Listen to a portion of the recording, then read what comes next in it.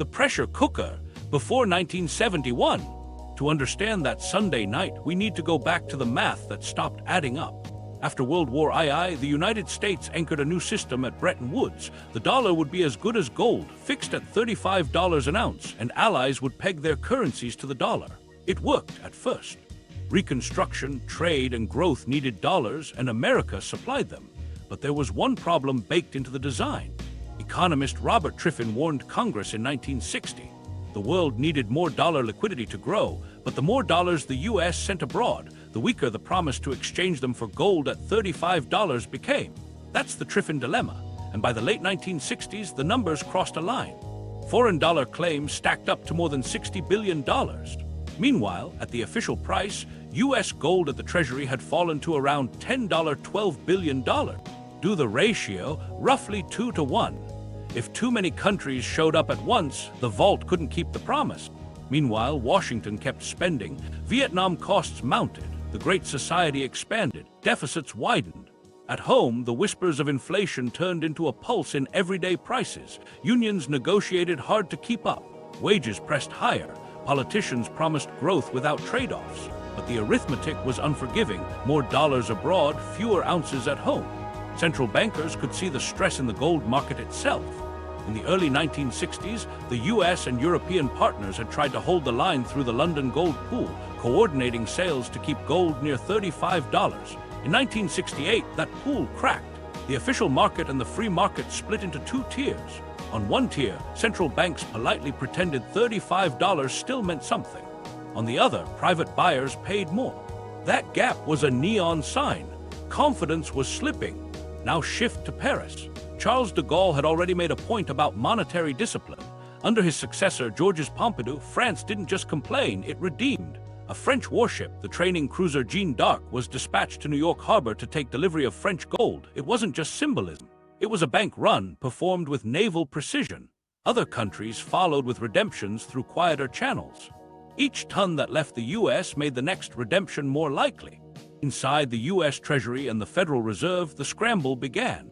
They arranged currency swap lines to buy time, urged allies to be patient, and cut bilateral deals to slow the drain. But those were patches, not solutions. Europe saw what was happening. By the summer of 1971, exchanges across the continent were closing temporarily as speculative flows surged, betting that the dollar would have to move. Here's the human angle.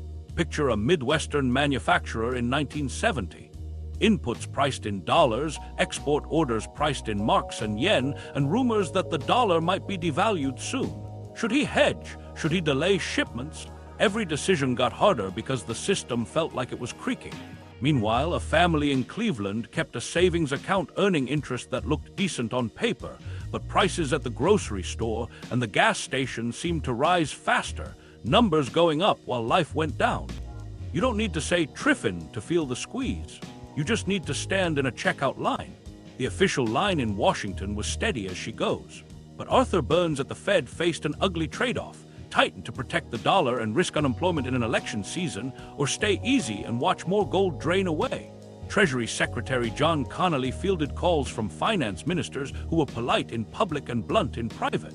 They wanted assurance that $35 still meant $35. The math said otherwise. Meanwhile, something else was happening. The U.S. balance of payments kept bleeding. Dollars flowed out to pay for war, imports, and investment. That flow had been a feature, not a bug. Dollars abroad lubricated trade. But once the stock of foreign-held dollars towered over the gold base, the feature became a fatal flaw. The design assumed trust would hold. The market was now testing that assumption every day. By early August, the tipping point was clear. The free market price of gold was persistently above $35. The two-tier fiction couldn't be finessed forever. Every central banker understood the classic script of a peg under attack: either raise interest rates sharply, impose capital controls, or change the peg. But this wasn't a garden variety currency. It was the reserve currency, the keystone of the post-war order. Unknown to the public, the White House began shaping weekend plans. The calculus wasn't just monetary, it was political. Unemployment, inflation, a coming election, and a gold reserve that no longer covered the promise. The phone calls tightened into a circle. Connally at Treasury, Burns at the Fed, Paul Volcker, the Undersecretary for Monetary Affairs, George Shultz at the Office of Management and Budget, and Nixon's inner team. They'd tried patches. Now they needed a decision. This was the moment everything changed. The risk wasn't losing a debate in a seminar room. The risk was a line of central banks at America's gold window on Monday morning. If they showed up, the vault would answer the question for them, so they made sure the window wouldn't open. The run on U.S. gold. De Gaulle to Nixon. 3 days after another tense cable from Paris, a gray hull eased past the Statue of Liberty. The French Navy's training cruiser Jeanne d'Arc wasn't there for ceremony. Under President Georges Pompidou, the Banque de France had filed redemption orders, dollars in, gold out, at the official $35 per ounce. It was a message with ballast. If the promise stood, honor it. If it didn't, everyone would see. From the French perspective, this was discipline, not provocation. De Gaulle had argued that reserve currency privilege tempted excess. Pompidou kept the posture but skipped the speeches. The ship, plus quieter pickups routed through the Federal Reserve Bank of New York, made the point. Gold bars moved onto pallets. Clerks recorded serial numbers. The ledger shrank again. Yes, a literal bank run in slow-motion daylight. And in chancelleries across Europe, staffers circled the day. Meanwhile, something else was happening in London and Zurich. On the free market, where private buyers set the price, gold traded above $35. That premium said out loud what officials avoided. The peg looked artificial. If the metal fetched more in the wild than at the window, why hold dollars at par? Central banks are conservative, but they're not blind. One redemption begat another. Not every bank had a frigate, but every finance minister had a calculator. Inside the Treasury, John Connolly fought on two fronts, foreign and domestic. He called counterparts, urged restraint, and framed redemptions as unhelpful during a delicate moment. At the same time, he briefed the White House on the optics. Pictures of a NATO ally hauling away U.S. gold would not help in an election year. At the Fed, Arthur Burns weighed rate hikes. A sharp increase might defend the dollar, but it would also slow an already shaky economy. Paul Volcker, the tall undersecretary at Treasury, ran scenarios that ended at the same place. The stock of foreign dollar claims dwarfed the gold-based. European policymakers didn't move as a bloc. The Bundesbank preferred quiet negotiations. The Bank of England worried about sterling's own fragility. The Italians faced capital flight. But the shared conclusion was unmistakable. The anchor was slipping. To buy time, the U.S. leaned on currency swap lines, temporary dollar-for-franc or dollar-for-mark exchanges, to help partners meet liquidity needs without dumping dollars on the market. It helped at the margin. It didn't change the ratio. By early summer 1971, speculation stopped tiptoeing and started running, because once trust wobbles, speed is a strategy. Traders borrowed in weak currencies and bought strong ones, betting that official parities would snap. European exchanges shuttered for holidays that weren't about sunshine, they were about panic. In New York, the gold desk watched orders stack up. Each time the Treasury shipped bars, the rumor mill spun faster. Who would be next? How much was left? Here's a micro moment that captures the mood. A junior desk officer at a European central bank phoned a contact at the Fed, voice low, asking whether New York could accommodate a modest redemption next week. The reply was technically correct. Redemptions were still honored, but the pause before the answer said more. Monday mattered. Tuesday might matter more. What nobody outside the circle knew was the degree of coordination already underway at Camp David. The inner group, Connolly, Burns, Volcker, George Shultz, with Haldeman and Ehrlichman in the political frame, had wargamed a Monday morning line of claimants. If half a dozen central banks showed up together, the window would empty faster than anyone could draft a communique. That scenario wasn't abstract. The French order had normalized the act. Across the Atlantic, Japan watched nervously, because when the dollar sneezes, export models catch colds. Export competitiveness relied on a stable dollar rate, but persistent U.S. deficits and the gold drain hinted at a forced realignment. Banks held mountains of dollar assets. A sudden devaluation would hit balance sheets. In Bonn, officials balanced inflation fears against an export machine geared to a fixed world. Every path had costs. None restored the old comfort. Through July, the free market gold price refused to return to $35. The two-tier system, official at $35, private above, became a daily embarrassment. If authorities sold into the free market to press the price down, they fed the drain. If they stepped back, the private price rose and made redemptions look prudent. It was a trap of their own design, sprung by time. Then the week before the decision, the bleed accelerated, whispers turning into trades, trades turning into headlines. A discreet European redemption that would have passed unnoticed months earlier triggered a flurry of calls. Market makers widened spreads. Airlines booked last-minute cargo space. On the Friday, whispers suggested a coordinated move was imminent. Devaluation, control, something. Officials denied it. Traders didn't care. By Saturday morning, the choice hardened. The window could open Monday as if nothing had changed, or it could close. The French frigate had done more than carry metal. It carried a lesson. When confidence breaks, procedures become theater. The audience had seen behind the curtain. Now the stagehands would rewrite the play. The Camp David weekend, the closed-door pivot. They drove up in pairs, the way people do when they don't want to be noticed. Pine trees, a humid August sky, and a lodge that had hosted wars of a different kind. Inside, Richard Nixon set the tone. No leaks, no delays, and no Monday morning line at the gold window.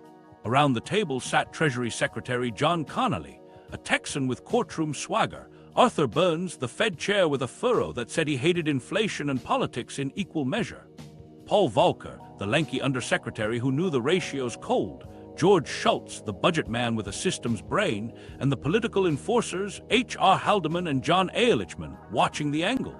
The first question wasn't philosophical, it was arithmetic. Volcker laid out the sheet. Foreign dollar claims now ran multiples of what the Treasury could redeem at $35 per ounce. The free market price stubbornly sat above the official peg. Europe had shut exchanges to catch its breath. If central banks came together on Monday, the remaining U.S. gold would walk. Burns added the domestic bind. Hikes big enough to defend the dollar would slam the economy in an election year. Connally cut in. We can't raise rates to save a promise that can't be kept. They walked through options like firefighters mapping a building. Option 1, devalue the dollar against gold, maybe to $38 or $42, and hope the market would buy the new number. Problem, once you admit the price is wrong, you invite another run to test the next price. Option 2, capital controls and tight money to choke off outflows, with the political cost of visible pain. Option 3, suspend convertibility temporarily, promise negotiations, and pair it with a package that tells voters we're on their side. Schultz pressed the coordination angle. If they slammed the gold window alone, allies would call it a breach of Bretton Woods. If they did it with a broader program, something that looked like a reset, the outrage might be manageable. Burns wanted assurance that temporary wouldn't mean a free-for-all. He'd watched wage settlements chase prices and prices chase money. If they cut the gold anchor, policy had to grab another lever. Connally, ever direct, suggested shock therapy, 3 moves at once. Close the gold window to stop the bleed. Freeze wages and prices for 90 days to signal discipline and break the psychology. And slap a 10% import surcharge to force trading partners to revalue, shifting relative prices without waiting for them to act. Haldeman liked the politics, a hard line against speculators, a patriotic frame, and something simple enough to sell on TV. Ehrlichman flagged the legal questions. Under Bretton Woods and the IMF articles, suspension could be argued as temporary in the national interest. The surcharge fell into the gray area of emergency powers. They debated the word temporary like it was a binding contract. Burns wanted a path back. Connally wanted room to maneuver. Volcker warned that credibility would now ride on domestic discipline because the metal backstop would be gone. If they bungled the next months, inflation would embed deeper. Schultz tied it together. Sequence matters. Close the window, announce the freeze, impose the surcharge, and convene talks for a realignment of exchange rates. Then, in the background, prepare a case for a new system if the old one couldn't be revived. Nixon stepped in when the room drifted toward caution. He didn't want half measures. He wanted an outcome that guaranteed there be no humiliating scene at the New York Fed vault. He rehearsed the line he'd deliver. This wasn't surrender. It was defense against international speculators and unfair foreign practices. Connally promised to handle the allies. He'd famously tell them, "The dollar is our currency, but it's your problem." Burns asked for teeth to rein in price spirals, and Nixon gave him the freeze.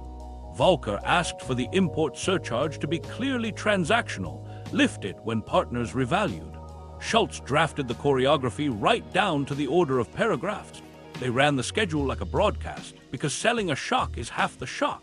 Saturday, lock the decision, draft the speech, pre-brief a few key Hill figures to avoid a revolt. Sunday morning, final legal scrub, Treasury and the Fed coordinate messaging to banks and foreign central banks. Sunday evening, a nationwide address from the Oval Office, framed as a bold new economic program to protect jobs, prices, and the dollar. After the speech, calls to Bonn, Tokyo, Paris, and London, explanations heavy on necessity, light on apology. In a side room, Connolly and Volcker gamed the Monday market open. Banks would need guidance, settlement procedures, messages for correspondent accounts, and clear language that official redemptions at $35 were suspended. The New York Fed lined up staffing. The White House lined up applause lines, wage and price controls, a patriotic appeal for cooperation, and the promise of stronger growth. They even discussed how the camera would catch Nixon's reassurance. Here's the quiet beat that mattered. They accepted that money, the way the world had defined it for a generation, would now mean policy. Not metal, not an automatic discipline, but choices, rates, controls, taxes, deficits managed by people in rooms like this. That carried risks they could feel in their bones. It also gave them room to breathe on Monday morning. They took the room. The Sunday night shock. The announcement. Good evening. Nixon looks into the lens and starts with reassurance. He calls it a bold new program for prosperity. Then the line they'd written and rehearsed. The United States will temporarily suspend convertibility of the dollar into gold. No timetable, no end date.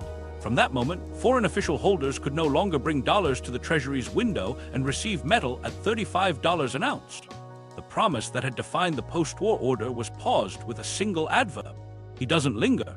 He folds the move into a package designed for living rooms, not trading floors. A 90-day wage and price freeze across the board to break the back of inflation. He frames it as fairness. If government acts, everyone will do their part. Then the kicker for foreign capitals, a 10% import surcharge. It's not called a tariff.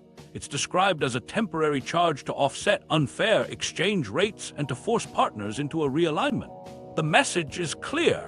If you won't move, we'll make you. He threads the whole thing with a villain, international speculators, a simple story for a complex break. Not allies, not policy, not arithmetic speculators. He says this plan will protect the dollar, protect jobs, and protect the American consumer. The word protect lands like a shield. In the control room, Connolly smiles. The freeze will play with voters. The surcharge will play with factories. And the suspension, wrapped in temporary, will stop the Monday run. While that framing hits TV audiences, a second script races through secure phone lines. Treasury informs central banks that official redemptions are suspended effective immediately. The New York Fed prepares talking points for correspondent banks. Settlement mechanics stay the same, but the keystone, gold at $35, is gone. In Bonn and Tokyo, officials stare at the same sentence and then at each other. Temporary is doing a lot of work. Markets don't open that night, but expectations do.